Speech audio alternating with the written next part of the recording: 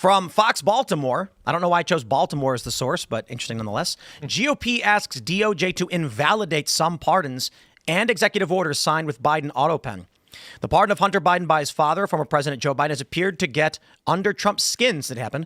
But that pardon is just one of hundreds at the center of an investigation by the GOP-led House Oversight Committee, which argues in a brand new report that President Biden's so-called cognitive decline, combined with his use of AutoPen, warrants a second look by the DOJ, echoing sentiments from Trump. During a July 14th speech to military generals at Quantico, Virginia, President Trump said, quote, "The AutoPen is maybe one of the greatest scandals that we've had in 50 to 100 years. Trump even released a presidential portrait of his predecessor depicting an AutoPen instead of Biden's face. They just released a report entitled The Biden AutoPen Presidency Decline, Delusion, and Deception in the White House. In addition, the committee has made public more than a dozen interviews with top Biden officials, as well as former White House physician Kevin O'Connor. In one video, O'Connor is asked, quote, "Were you ever told to lie about the president's health?" In response, O'Connor pleads the fifth. On the advice of counsel, I must respectfully decline to answer. At the center of the investigation are questions about who is actually making key policy decisions, including executive orders and pardons. Republican lawmakers assert in one report, as President Biden declined, his staff abused the AutoPen and a lax chain of command policy to effect executive actions that lack any documentation of whether they were in fact authorized. Now, we have this post from Attorney General Pam Bondi. She says, "My team has already initiated a review of the Biden administration's reported use of the AutoPen for pardons. James Comer's new information is extremely helpful, and his leadership on this issue is invaluable. We'll continue working with GOP oversight to deliver accountability for the American people." Suffice it to say, this is unprecedented, right? Totally unprecedented. Now, there's a problem here, though. First off, we don't know if he used the AutoPen when he did the pardons. And secondly, if he did, there's no requirement that I know of that you have to sign a pardon. And also, you have this part of the Constitution, Article 2, Section 2, which gives the president broad clemency powers. So when the pardon goes into effect, it only needs to be accepted by the subject. Since the pardons were accepted by the subject, there is no mechanism to reverse them. So I know this gets a lot of people hot and bothered, and I respect what's the investigation, but I don't think it's going to go anywhere. Interesting. Well, I mean, listen, he has the legal perspective here. So I don't know. I guess I'm not an expert in law. I know that. Listen, what's that? Just cartoons. Yeah, just cartoons. But in my expertise as a cartoonist, I just feel that there's at the very least, even if not a legal issue, though, again, I don't know the law well enough to argue with you about that. It seems like at the very least a moral gray area. Now, that the president could, that we could have all of these pardons signed, even though the president wasn't actually necessarily consenting to them. We have no paperwork documenting that he was, and this was done again by the AutoPen. That is, I respect what you're saying, James, about not having the expertise, the legal knowledge. Now, I also lack the legal knowledge to argue through, but I certainly have a ton of arrogance. So I would argue, I'm half kidding. No, I guess the question is, what the GOP is basically asserting is that Biden actually didn't authorize this. Mm-hmm. The problem, I suppose, is that is a nebulous argument. I mean, Biden says he did. And so if they're arguing that he was in cognitive decline, I mean, that may be true, but someone in cognitive decline can still tell someone to do something. It seems to me that the only thing that's going to matter in this is the willingness to use power in a way to benefit your side. I mean, you make a good point. You don't need to be a lawyer to have the common sense to know that where's this going to go, right? I mean, How are you proving that this was a farce? Like, are you going to ask President Biden? Well, he said he was fine. You brought up the fifth, the guy taking the fifth. That doesn't tell you anything except it makes him look bad. It makes the administration look bad as well, as Biden administration. But where does it go? How do you prove that someone did something illegal or unethical? There's no way to do it. This is the smoke that President Trump wants. He wants us to be talking about it. It makes him look better. It makes Biden look bad. And it keeps us from talking about other things he doesn't want us to mention. Well, I mean, but in theory, couldn't you actually prove that there was some wrongdoing if an investigation got a warrant to search the text messages or communications between any of the people who might have done that? I mean, couldn't it potentially uncover that they stated an intention to do something even though the president never consented? You would have to get a smoking gun. You would have to get something that said, Biden knows nothing about this. I am signing this this pardon myself. But don't we actually? We don't have a smoking gun, but I think we certainly have probable cause. Wasn't there a statement from Zients that we covered this a while ago, where he said something like he responded 15 minutes after someone made a statement saying use the AutoPen and do it? There was some story like 6 months ago where this was like the predicate for the investigation that The argument was Joe Biden could not have responded quickly enough, and Zients couldn't have sent the request fast enough before he instructed staffers to use the AutoPen to issue some kind of order or pardon. Well, let me see if I can find this. Well, and while you're looking for that, part of the problem is that President Biden validated all of it. They asked him afterwards, and he said, yeah, I did all this. So how would you now show that he wasn't aware of it? Well, let me ask you a question then. If what Tim's saying is correct, or let's create a completely hypothetical scenario. Like they either find this smoking gun, or maybe if it's not somebody who was like dumb enough to explicitly write their crime in text and send it to somebody, you had a circumstance where it literally wouldn't be possible for the person to have communicated with the former president quickly enough to get the approval. Let's say you have that smoking gun and you are able to prove that this person acted without the president's consent, but the president later says, I'm fine with the fact that it happened. Where are we at there legally? I think it's over. If he validates it, even after the fact, then it's a done deal. You'd have to show that he was totally in the dark, it went against his will, and that he hasn't endorsed it, validated it afterwards. So he can retroactively validate it, even if at the time he hadn't? He could say, oh, I supported that. That's all he has to say, and he has. But I guess my question is if they were able to prove that he couldn't have gotten the communication in time. It's really impossible because you'd have to show that I didn't know about it at the time. I don't approve of it. Maybe that would get you somewhere. But if he said, no, I did it, that's all you need. And he has said that. He said, yes, I did this. I approved it. That's all you need. Let's see. There's a couple different. It would be very, very difficult to find any kind of smoking gun on this. Yeah, you'd have to prove that writing, and then you have to show that he still says that, no, I didn't know anything about it. What's going on here? So the core issue is White House He Chief of has said Staff, that before about a few things. Jeff, What's going on here, man? Jeff Zients authorized the AutoPen's use for documents, particularly in the night of January 19th, 2025, less than 14 hours before Biden left office.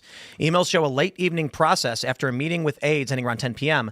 An aide summarized Biden's decision and sought approvals. Zients replied at approximately 10:31, stating, I approve the use of the AutoPen for the execution of all of the following pardons, sometimes via his aide, Rosa Poe, who had access to his email and acted with his verbal permission. Yeah. I think the ultimate question is, right, is it legal for the Biden to say after the fact, yeah, it was fine? Does that make it an executive action? Yeah. It is not improper for him to approve of something after the fact. If the chief of staff says, we're going to do this, and then are you okay with that, boss? Yeah, I'm fine with it. That's all you need. So let me ask you another question. If someone said, hey, go use the AutoPen and pardon all these people, and then a day later said, hey, boss, by the way, I told them to go do this. Yeah, that was fine. Is it the same thing? I would think it'd be okay. Like as far as overturning it, because there's no real process for overturning a pardon. It's so broad in the Constitution. Plus, there's no requirement you need to sign anything for a pardon. The person just has to accept the pardon, and it's done. That's why I think this is much ado about nothing. You may be right that he wasn't all there at the end of his presidency, but as far as undoing pardons, no, that's not going to happen. I think the bigger question is just who has the willpower to enact their willpower. Who has the willpower to enact their willpower? It's a question of as we've seen over the past several years, the way the political game is being played is you can assert things without a fact or basis. And as long as you're willing to tell men with guns to do it, it'll get done. So looking back at basically everything we've seen over the past 8 years with the Russiagate scandal, with the arrest of Trump's lawyers, things that are unprecedented happen if people in power want them to. So we can make the argument that, right, arresting Jenna Ellis and charging her under RICO is unprecedented, unconstitutional, and downright insane. They did it anyway. We could argue that charging Donald Trump with 34 felonies without any underlying crime proven by the government is unprecedented and insane. But so long as people with power say, look, we're going to do what we want, the question then falls to here, can you make an argument justifying your actions to enough people to get it done? And I honestly think you don't even need the argument at this point. I think we're so far past that. Republicans are going to say, hey, team, we're doing it. And they're going to say, lock them up. The Democrats already did the exact same thing and tried to lock people up and did lock people up. So the Republicans are going to respond in kind. That's why this looks like, to me, the GOP Oversight Committee. I agree with you on the functionality of Biden said he did it. You know what I mean? Like, what are you proving? That his brain didn't work? Well, maybe, but what's the argument? The ultimate argument is going to be, we've now decided, and we will ask the courts to assert that is not acceptable, and then they'll use that to go after Fauci, Schiff, or whoever else had received pardons for the unprecedented amount of time covering a wide array of unknown crimes. Well, also, it's a little bit unprecedented as far as legal territory goes. Again, my understanding as a non-lawyer, to have somebody in office who's so clearly steeped in cognitive decline. This is something people talked about this a little bit with Reagan, where they said former staffers came forward after his administration and said that he seemed to be losing it a little bit. But with Joe Biden, not only was it so far advanced that people were able to tell when he was president, I mean, while he was still running, during the primaries, people were talking about this, the fact that the man was clearly in some stage of senility. Except the media. So I don't. Well, except for the media. Corporate media. But the media did what we knew what they would do, which is they said he's not in cognitive decline, and then as soon as he left office, they started publishing their books and doing their op-eds, and he actually was in cognitive decline, and here's the esoteric knowledge I had being in the administration the whole time. Well, there's another argument too, and it was that. Was it Jack Smith, I think, who made this? Was it Jack Smith who said it wasn't gonna prosecute? No, it wasn't Jack Smith. Who was it? That they, the reason they wouldn't prosecute Joe Biden is because he's a forgetful old man. It was it Robert Hur? Robert Hur, right. Sorry. Yeah, Jack Smith was doing the Trump case, and many people pointed this out, that it was a hypocrisy within the DOJ. But how do you simultaneously say this man is effectively in decline and incapable of standing trial, while at the same time saying he's certainly capable of being president? I understand the functional argument of, hey, look, the Constitution doesn't say if you're, brain damaged, in a coma, or anything like that, you're not president anymore. I think the play Trump is going to make is the courts should rule that it is. Right, but I don't think it'll go anywhere. I mean, are you expecting, when you say the courts should rule, so who challenges it? Is it Comer, who has standing to challenge someone's pardon, a president's pardon? No, it would be when the DOJ brings criminal charges against Anthony Fauci, for example. Oh, yeah, but I mean, okay, well, if they bring criminal charges against someone who's been pardoned, that's going to be a quick decision. And the pardon power is so broad, so absolute, that it's not that. I just think that'd be a waste of time. I don't think the DOJ does that, and they certainly won't bring criminal charges against President Biden for doing that, because the Supreme Court has given pretty much blanket immunity to the president for any official action. So that's why I think like a lot of this stuff just spinning our wheels, and it's fair to talk about cognitive decline. I mean, Democrats have talked about that after the fact. It's fair to talk about Robert Hur, because Robert Hur did come out and say that. And it's a fair comment to say, well, how does he say that here and how does it not apply there? But when Robert Hur said that, he did that as a reason why they were not going to prosecute Joe Biden. They said that if he went on the stand, no jury would convict him because of that mental decline. You have to show intent, and he didn't have the intent to withhold those documents from the government. So let me ask you about. You're familiar with the 34 felony counts for Trump in the case? Yes, sir. There was no proven secondary, or I should say primary crime. They effectively have an aggravating crime of some sort. They have falsification of business records and furtherance of a crime, but the government never proved another crime. So this violates due process.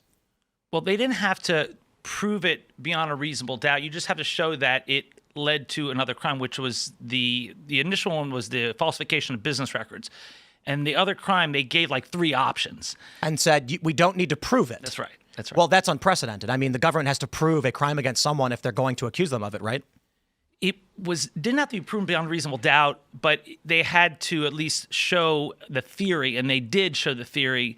And then the judge allowed it, and the jury found unanimously that he had. Thanks for checking out this clip from Timcast IRL. Make sure to watch the show live Monday through Friday at 8 p.m. Subscribe to this channel, and we will see you all there.